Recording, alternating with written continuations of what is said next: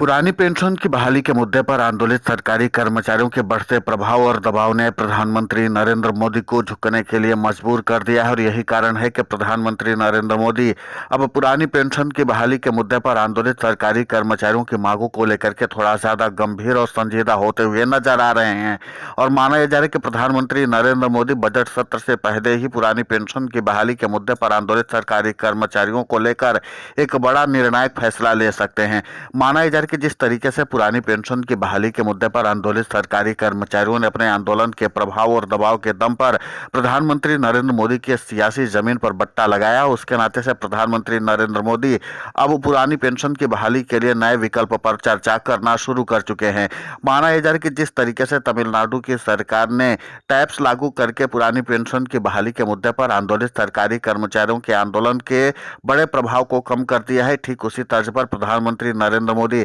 Tax के कुछ प्रावधानों को लागू करके सरकारी कर्मचारियों की मांगों को पूरा कर सकते हैं और इसी के नाते से पुरानी पेंशन की बहाली के मुद्दे पर आंदोलित सरकारी कर्मचारियों की मांगों को भी पूरा कर दिया जाएगा और साथ ही साथ उनके आंदोलन के प्रभाव को भी कम कर दिया जाएगा। लेकिन सबसे महत्वपूर्ण बात यह कि प्रधानमंत्री नरेंद्र मोदी के लिए चुनौती ये है कि पुरानी पेंशन की बहाली के मुद्दे पर आंदोलित सरकारी कर्मचारी जिन मांगों को लेकर के आंदोलन कर रहे हैं उसमें सारे प्रावधान जो है टैक्स में मौजूद हैं। ध्यान देने वाली बात है कि जब यूनिफाइड पेंशन स्कीम में प्रधानमंत्री नरेंद्र मोदी ये प्रावधान जोड़ेंगे तो जो प्रावधान हटाने वाले हैं उसके नाते से भी एक नई तकरार की स्थिति होने वाली है। सबसे अहम बात है कि प्रधानमंत्री नरेंद्र मोदी ये चाहते हैं कि सरकारी कर्मचारियों को कम से कम 25 साल अपनी सर्विस देनी पड़ जाए और उसके बाद ही उनको पेंशन का लाभ दिया जाए, जबकि न्यूनतम पेंशन की बात अलग से की जा सकती है। लेकिन यहाँ पर दिलचस्प बात यह है कि टैक्स को लेकर के कुछ अलग प्रावधान दिखाई देते हैं। इसी के साथ जिस तरीके से न्यूनतम पेंशन को लेकर के भी सरकारी कर्मचारी लगातार सवाल उठा रहे हैं उसका भी स्थायी समाधान प्रधानमंत्री नरेंद्र मोदी के पास अभी कोई दिखाई नहीं देता है। अगर टैक्स वाले सारे प्रावधान को प्रधानमंत्री नरेंद्र मोदी शामिल कर लेते हैं तो पुरानी पेंशन की बहाली के मुद्दे पर आंदोलित सरकारी कर्मचारियों की मांगे पूरी हो सकती हैं। लेकिन ध्यान देने वाली बात है कि टैक्स को लेकर के जो सरकारी कर्मचारी अपनी सहमति जताते हैं उसमें सबसे अहम बात यह है कि महंगाई 2 बार बढ़ेगी साल में, यानी कि हर 6 महीने में पुरानी पेंशन की तर्ज पर ही सरकारी कर्मचारियों की जो महंगाई है वो 2 बार बढ़ेगी टैक्स में। अगर यूनिफाइड पेंशन स्कीम में ये प्रावधान कर दिया जाता है तो सरकारी कर्मचारी इसको स्वीकार कर सकते हैं। इसके अलावा सबसे अहम बात यह है कि जहां यूनिफाइड पेंशन स्कीम में है कि जब कर्मचारी 60 साल का हो जाएगा तब उसको पेंशन का लाभ दिया जाएगा, बेशक वो बीआरएस ही क्यों न ले ले। यहाँ पर सरकारी कर्मचारियों की चुनौती यह है कि जब सरकारी कर्मचारी रिटायर हो या फिर वीआरएस ले तो उसी के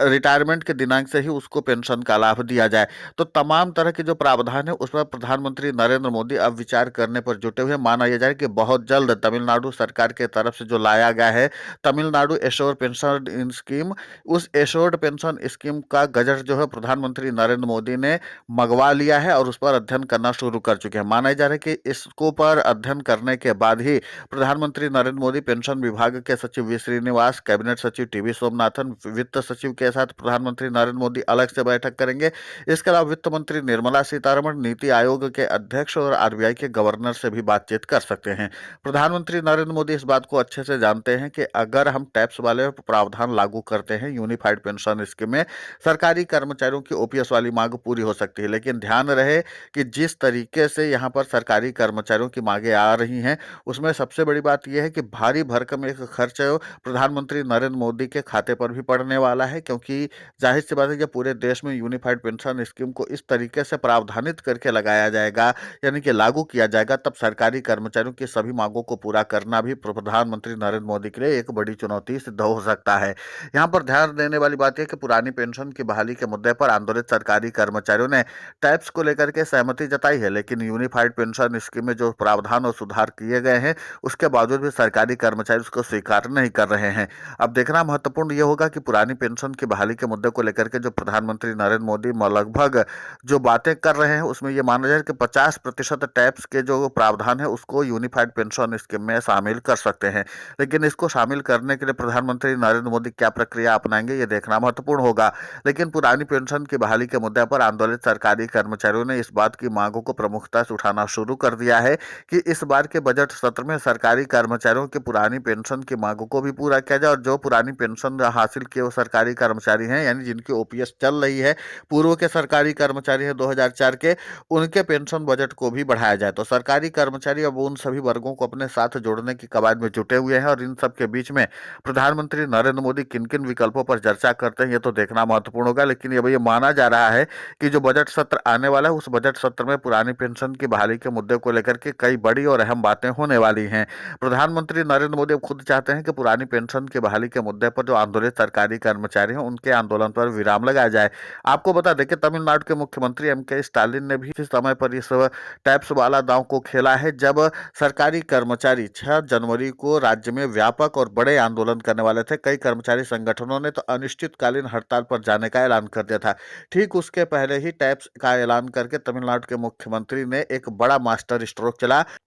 और सरकारी कर्मचारियों के बहुत बड़े धड़े को अपने साथ जोड़ लिया था। यहाँ पर दिलचस्प बात है कि प्रधानमंत्री नरेंद्र मोदी अगर टैक्स वाला फॉर्मूला अपनाते हैं तो फिर जाहिर सी बात है कि प्रधानमंत्री नरेंद्र मोदी को बजट सत्र में ही इस बात का ऐलान करना पड़ेगा कि वो यूनिफाइड पेंशन स्कीम में ये सारे प्रावधान शामिल कर रहे हैं। और अगर टैक्स वाले प्रावधान शामिल कर दिए जाते हैं तो फिर पुरानी पेंशन की बहाली का मुद्दा जो है वो लगभग समाधान के दृष्टिकोण से आगे बढ़ सकता है और पुरानी पेंशन की बहाली के मुद्दे पर आंदोलित सरकारी कर्मचारी अपने आंदोलन पर विराम भी लगा सकते हैं। पुरानी पेंशन की बहाली के मुद्दे को लेकर के सरकारी कर्मचारियों का आंदोलन का जो रुख है वो लगातार बढ़ता ही चला जा रहा है। राष्ट्रीय राजधानी दिल्ली में भी राष्ट्रव्यापी आंदोलन करने की कवायद में सरकारी कर्मचारी जुट गए। माना जा रहा है कि जनवरी के महीने में ही सरकारी कर्मचारी एक बहुत बड़ा और व्यापक आंदोलन कर सकते हैं। इसके अलावा फरवरी, मार्च और अप्रैल में भी सरकारी कर्मचारियों की राज्यों की राजधानी से लेकर के प्रधानमंत्री नरेंद्र मोदी को घेरने के लिए राष्ट्रीय राजधानी दिल्ली में भी आंदोलन चलते रहेंगे। तो कुल मिलाकर के कि पुरानी पेंशन की बहाली के मुद्दे पर आंदोलित सरकारी कर्मचारियों ने अपना रुख साफ कर दिया है और देखना महत्वपूर्ण होगा कि जिस तरीके से प्रधानमंत्री नरेंद्र मोदी ने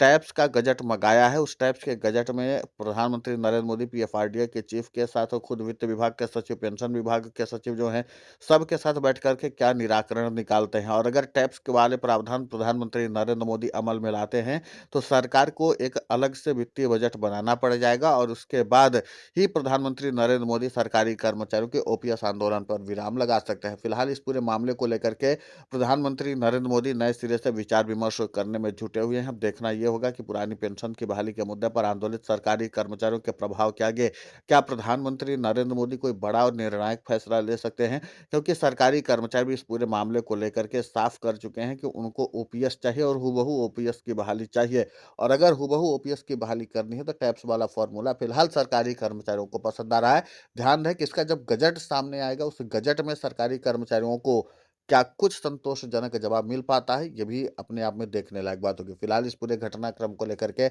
आपकी प्रतिक्रिया बहुत महत्वपूर्ण होती है, आप हमें कमेंट करके जरूर बताएं। साथ ही पुरानी पेंशन की बहाली के मुद्दे को लेकर हम लगातार आंदोलित होकर के खबरें चला रहे हैं। आप हमारे समर्थन के लिए चैनल को सब्सक्राइब करें, खबर को ज़्यादा से ज़्यादा शेयर करें ताकि पुरानी पेंशन की बहाली का मुद्दा और बुलंद हो।